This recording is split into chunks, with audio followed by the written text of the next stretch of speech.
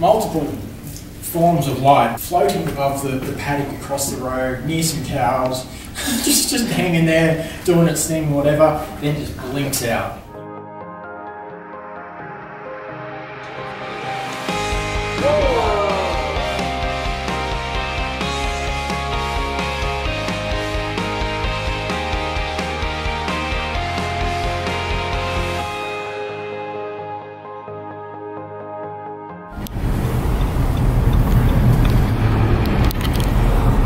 So obviously the on-street parking spots are taken.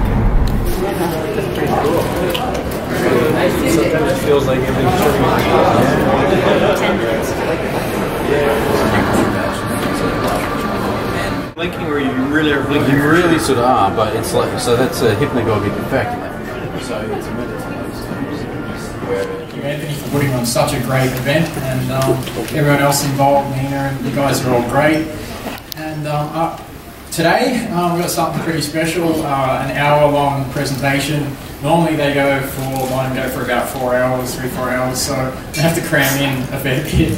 I've had to leave a fair bit out, obviously, but really I just want to touch on, give you basically an idea of what I do, what I have been doing, what I'm involved in, and you know, basically I'm just here to spread the truth. And truth is, I don't know what the hell the truth is, but the truth is that we're not alone. Something else is out there, or here already. Who knows? Really, it's all around us, and it's becoming much more prevalent, and it's becoming something that's really becoming undeniable to everybody, scientists and a lot of people that I speak to in the public as well.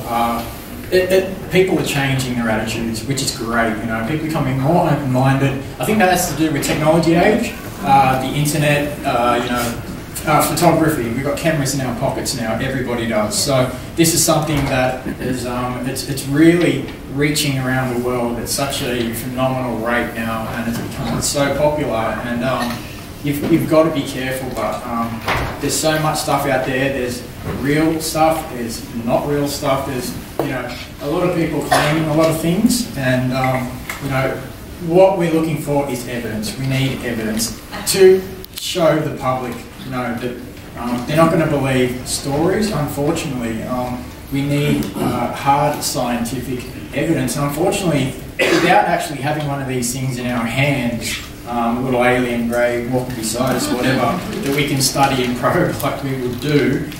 You know, we don't have much else evidence.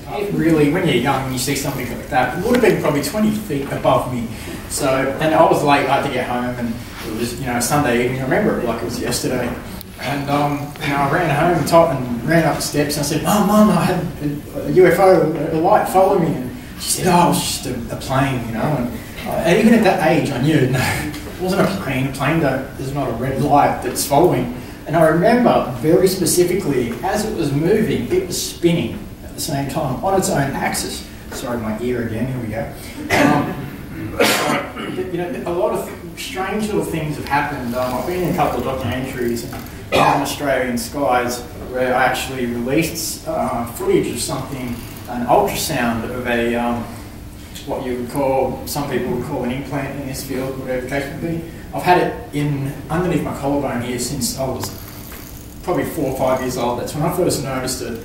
Oh, I brought that to my mum as well. Mum said that it was more than, she didn't know what it was. So the ultrasound, the doctors, we took it in, and it moved in front of the lady while she was trying to, because you've got to pinch it to the top of the skin, and it moved, and it hid back down right in front of her. And this, like, it's sort of, the look on her face is priceless. So the next second, she's gone into the next room, grabbed another doctor, or I'm not sure if she was some sort of, you know, technician or whatever she was. She grabbed a doctor. The doctor's come in, done the exact same thing has happened again, right in front of this doctor. It moved again. But we eventually we were able to get, you know, a good, you know, little reading of it. So there is something there. Who knows what it was? I don't know if it has anything to do with, you know, UFOs or whatever the case may be. Just more of an interest than anything. You know, I've woken up with what you would call spook marks on my back that have appeared overnight. You know, my partner's a masochist, and she, you know, she would give me a back massage every day when we were living in Taree. Then all of a sudden, one day, this has appeared overnight, this hole in my back. And we went to skin cancer specialists, we went to doctors. They said they had no idea what it was, where it came from, how it started. You know, the term UFO has got such a bad rap over the years, and it's actually been used against us and as a ridicule factor. And you know, the government hasn't had to do much because it's people in the field that ridicule other people in the field. So the government just sort of sits back and, you know, we do all the disinformation ourselves. We really don't know what they are. They are a phenomena. We know that they're a strange phenomena, very, very bizarre one. And it's one that's interacting with the human race, not just interacting with the human race. These things, you know, we've photographed them all around New South Wales, you know, Queensland. They seem to follow us when I do presentations, when Mel and I are, you know, driving up the Pacific Highway or something, and we'll have them like hanging above the car and helicopters following them and all sorts of stuff. Really bizarre things, you know, we've had, especially over our house, they seem to come to the house heaps. And a lot of the times, not all the time, they will be followed by a helicopter within 15, 20 minutes, half hour sometimes. Once I think a helicopter arrived within about 7 minutes of one of these objects disappearing, and that was a white sphere that was just hanging above our house, again spinning around on its own axis on one spot. This is Tipperary. This place here is an absolute hotbed of activity every time I've gone to this place.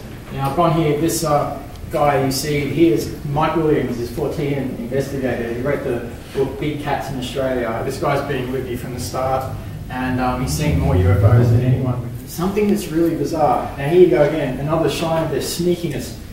You see here the object behind sitting up in the clouds. They tend to pop out of a cloud, and they can actually almost camouflage themselves to this. I've seen a lot of people actually filming real phenomena that have been, they have no attention at all, while these other sites get paid so much money to produce fake UFOs.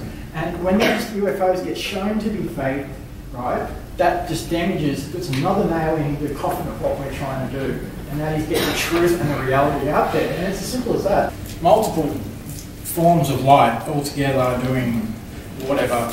We got this is off film actually, and these lights are doing all sorts of things, floating above the paddock across the road, near some cows, just hanging there, doing its thing, whatever, then just blinks out. You know, after being filmed for about a minute and a half. This was a great one. I can't see it too well, unfortunately, but bottom left corner there's actually a tree for reference. But this thing was 3 lights in sort of almost like an echelon formation with a leading large light up here at the front. This went over these trees. We were driving back from Tipperary. We had a bad night. We didn't see anything at all. We were like disappointed.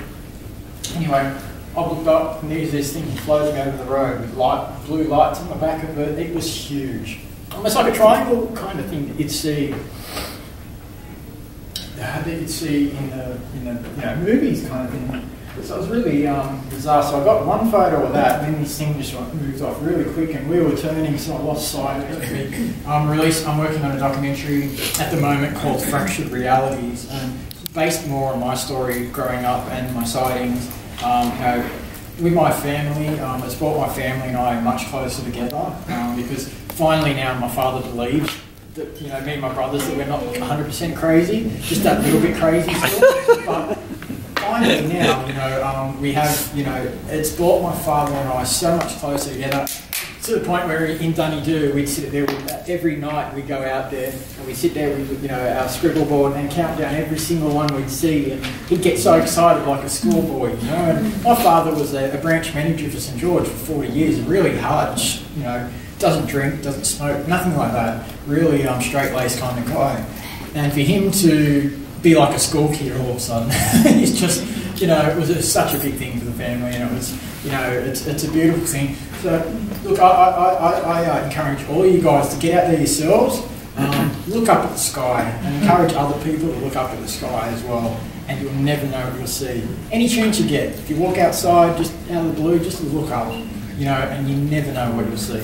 So, thank you. Thank you.